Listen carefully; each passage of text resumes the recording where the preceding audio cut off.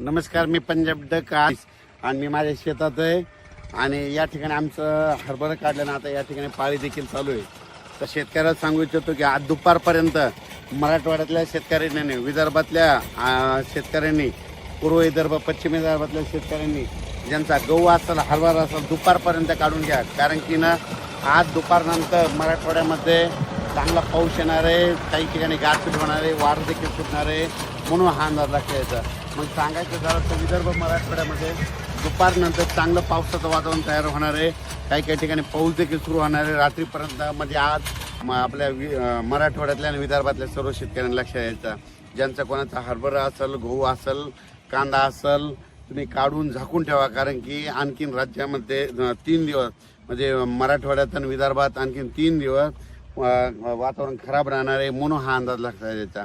त्याच्यानंतर संभाजीनगर जिल्ह्यातल्या शेतकऱ्याला सांगू इच्छितो की त्याच्यानंतर अहिल्यानगर जिल्हा, त्याच्यानंतर परभणी जिल्हा, बीड जिल्हा, लातूर जिल्हा, त्याच्यानंतर जळगाव जिल्हा, बुलढाणा, अकोला, अमरावती, वर्धा, नागपूर, भंडारा, गोंदिया, चंद्रपूर, यवतमाळ, वाशिम, हिंगोली, नांदेड, या सर्व परभणी सहित लातूर, बीड या सर्व शेतकऱ्याला सांगू इच्छितो की आज दुपारपर्यंत तुम्ही शेताची कामे आटपून घ्या. कारण की दुपारनंतर बऱ्याच भागात पाऊस सुरुवात होणार आहे. काल देखील राज्यामध्ये बऱ्याच ठिकाणी पाऊस झाला, गारपीट देखील झालं.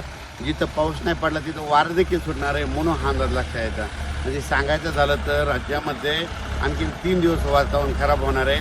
त्याच्यामध्ये विदर्भ मराठवाड्यामधल्या सर्व शेतकऱ्यांनी हा अंदाज लक्षात घ्यायचा आणि आपण आपल्या पिकाची काळजी घ्यायची.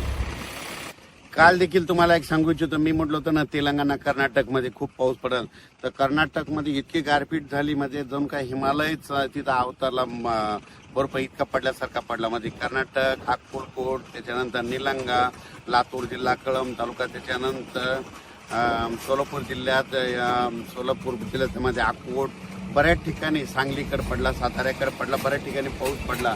पण आणखीन दुपारपर्यंत वेळ ज्यांच्या मराठवाड्यातले शेतकऱ्याला सांगितलं की तुम्ही काय करा, दुपारपर्यंत तुम्ही तुमचे आलेले गहू असेल, हरभरा असेल, शेतात असेल तर काढून झाकून घ्या. कारण की राज्यात आज पावसाचं वातावरण आहे.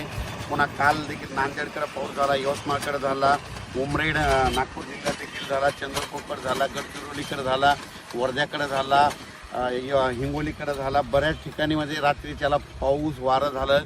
त्याच्यामुळे आज पुन्हा आणखी ते पुढं सरकणार आहे. आज मराठवाड्याकडे येणार आहे आणि तसंच इकडं खानदेशकडे जाणार आहे. म्हणून हा अंदाज मराठवाडा, विदर्भ आणि खानदेशच्या शेतकऱ्यांनी लक्षात द्यायचा. खास करून कोरडवाहू शेतकऱ्यांनी हा अंदाज लक्षात घ्यायचा. कारण की राज्यामध्ये आज दुपारनंतर बघा बऱ्याच ठिकाणी दुपारी 2:30च्या नंतर बऱ्याच ठिकाणी पाऊस सुरू झालेला दिसेल. काही ठिकाणी 5 वाजता येईल, काही ठिकाणी रात्रीच्या येईल. म्हणून हा अंदाज विदर्भातल्या आणि मराठवाड्यातल्या सर्व शेतकऱ्यांनी अंदाज लक्षात घ्यायचा. जळगाव जिल्हा, धुळे जिल्हा, त्याच्यानंतर बुलढाणा जिल्हा घाटाच्या खाली, त्याच्यानंतर संभाजीनगर, फुलंब्री, कन्नड, भोकरदन, गंगापूर, वैजापूर, शिर्डी, राहता, अहिल्यानगर, पैठण, त्या आष्टी, परतूर, जालना जिल्हा, त्या सर्व शेतकऱ्याला सांगू इच्छितो की आज दुपारपर्यंत तुम्ही तुमचे कामं आटपून घ्या. कारण की आता आज 18, 19, 20 आणि 21 4 दिवस वातावरण खराब राहणार आहे. विदर्भ मराठवाड्यात खराब राहणार आहे. म्हणून हा अंदाज विदर्भ मराठवाड्यातल्या शेतकऱ्यांनी लक्षात द्यायचा. पुढचं नका द्यायचं. आता सर्व शेतकऱ्यांनी आपण आपल्या शेताची हरभरा असेल, गहू असेल, कांदा असेल काढून झाकून घ्या. कारण की आणखी राज्यामध्ये 18, 19, 20, 21 4 दिवस पावसाचं वातावरण राहणार आहे. तिथं खास करून विदर्भ मराठवाड्यात राहणार आहे. म्हणून जे कोरडवाहू शेतकऱ्यांनी हा अंदाज घ्यायचा आणि आपण आपल्या पिकाची काळजी घ्यायची. अचानक वातावरणात बदल झाला तर लगेच एक मेसेज दिला जाईल. धन्यवाद.